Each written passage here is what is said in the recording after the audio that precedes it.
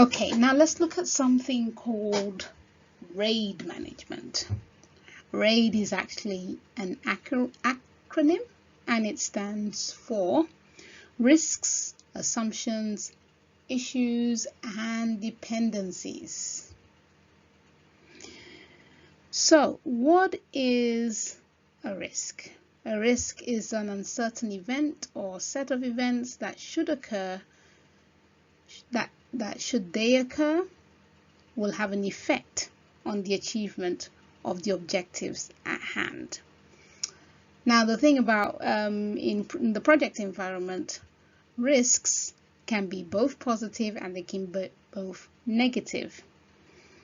Risks can represent a threat, or they could present an opportunity. So when we're talking about projects, whatever it is that we're trying to achieve in the project, there are risks that will likely occur. So some examples are completing the project on time, having enough budget, being able to deliver the products to the quality that is expected, staying within the scope of the project. These are all things that could happen. And when we talk about opportunities, the same applies. It could be that while this project is happening, something unforeseen comes along the way, an opportunity presents itself. And what you do is you speak to your stakeholders and say, wow, this opportunity has presented itself. Is it something we want to perhaps absorb into this particular project, or get some other set of people to be looking at it? So that's how that works. And generally, when we talk about risks, when the project team are sitting down and assessing these risks, they can either accept the risk, they can escalate the risk, avoid the risk, or they could transfer the risk. So, let me give you an example. We're sitting down now, we're in our project teams, and we are looking at our risks and issues for the week, and we're looking at our assumptions, we're looking at our dependencies, and we discover a particular risk. So there are a number of responses, basically. So as this risk has been discovered now, one of our teammates has said, well, there's a likelihood that we are going to need more money because, the project is now has to be extended, and it's been agreed that it's been extended. So the thing is, do we accept that? This particular project team, do we accept it? Do we accept the fact that, yes, this is something that we need to deal with, and we are the ones who are going to deal with it? Or do we say, no, this is above our pay grade, we're going to escalate it upwards, so we're going to get our bosses to have a look at it? In this particular instance, the example that I've given you, if it's already decided that this project is going to go, the timeline is going to be extended, then you can't avoid it anymore. It's inevitable, it needs to be dealt with. Or do we transfer this situation? Do we say, yes, we accept that there is going to be an increase in budget, but we're actually going to get another project team to use their budget instead? Okay, so that's kind of like how that scenario could possibly play out. Now, let's talk about weighting a risk. So we have something called a RAG status, and RAG is basically an acronym: red, amber, or green. Now, when you come together and you are looking at these risks, you want to give them a weighting. You want to say, this particular risk, the likelihood of it happening is X.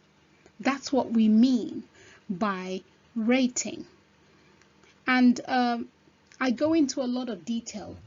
We actually have an entire playlist on managing risks, assumptions, issues, and dependencies on the YouTube channel. So go ahead and go and have a look at that. So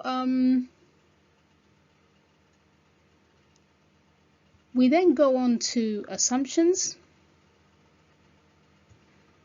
And when it comes to assumptions, what we are looking at is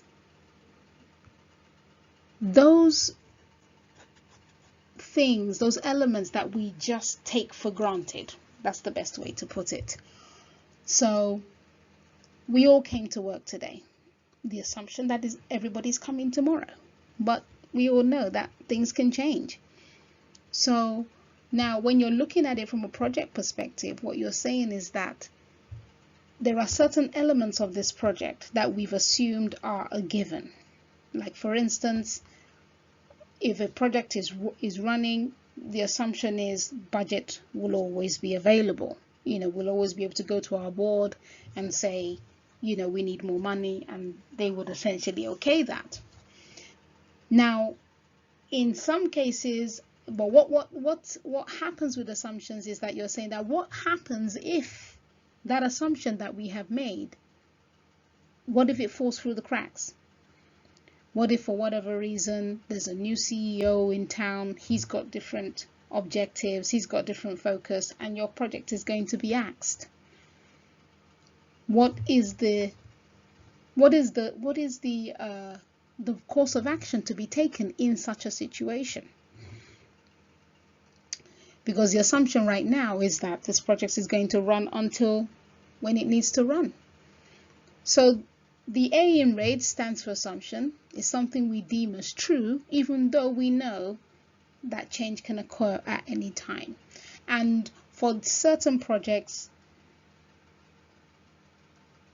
especially complex projects, especially projects that are quite risky as well, the team takes the time out to list out all the assumptions and have a contingency plan should any of their assumptions fall through, because they're making decisions based on those assumptions. So they're kind of like having a contingency plan, a backup plan, should things change. And then the I in RAID stands for issues. Now, we just talked about risks. Risks are those things that haven't happened yet. We usually get this quite confused in live project environments. Sometimes something's already going on and we're still looking at it as a risk. If it's happened, then it's no longer a risk. Okay, so issues are those things that are happening right now and they are impacting the project. And essentially what you want to do as a project team is that you want to be able to respond to these issues. You want to be able to give them priority, and you want to be able to rate them based on the impact that they're having. Again, all of this is gone into much detail on our YouTube channel. But essentially the difference is that, risks are things that are not happening, but we anticipate that they may happen. Issues are those things that are happening right now and we need to give attention to it. But because we've got limited time, we've got limited resources, we want to also rate our issues. We want to rate them based on priority, we want to rate them based on impact. And then lastly, we have dependencies. The D in RAID stands for dependencies. And dependencies are the relationships, the connections that are between projects, tasks, programs in a portfolio. So let's say, for instance, an organization is going through change. They're changing their sales and marketing, they're changing their facilities, they're changing their accounting, they're changing everything. There is a huge possibility that there will be relationships between the various projects that are looking at all these changes. So for instance, if we say that a project, there is a project that is looking at relocating the entire organization to a different part of the country, what kind of connection, what kind of impact could that have on those that are looking at sales and marketing, who are training up a new team, for instance? What is it that needs to come before the other? One would assume that they would have needed to confirm the new location, set up the facility, the offices, get it kitted out, get it tooled up, before we can move this new team that are being trained in sales into this new building.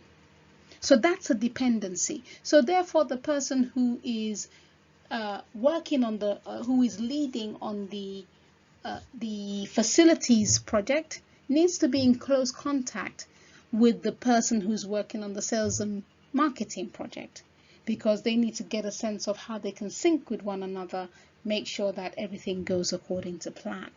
So that's an example of a dependency.